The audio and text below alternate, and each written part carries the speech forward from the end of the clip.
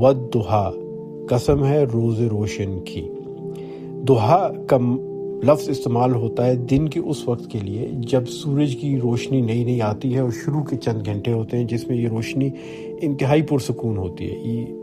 अगर आप सहराई इलाके में भी बैठे हैं तो अभी गर्मी की हिद्दत पूरी तरह से नहीं आई होती, और रात की ठंडक के बाद रात का आखिरी पहर काफ़ी ठंडा होता है। फजर के लगभग आप अगर महसूस करें तो ठंड सबसे ज़्यादा होती है, क्योंकि जितनी हरारत ज़मीन ने जज़्ब की होती है वो आहिस्ता आहिस्ता निकलते निकलते ख़त्म हो जाती है। तो उसके बाद जब सूरज की रोशनी आती है और ज़मीन गर्म होना शुरू होती है तो एक बहुत ही मुनासिब दर्जा हरारत पहुंचता है शुरू के चंद घंटों में, और उस वक्त को वद्दुहा कहा जाता है। उसके बाद फिर दोपहर के वक्त तेज़ी आ जाती है गर्मी में, सहरा में भी और आम इलाकों में भी। तो अल्लाह ताला उसको गवाह बना के कह रहे हैं, कसम है रोज़ रोशन की।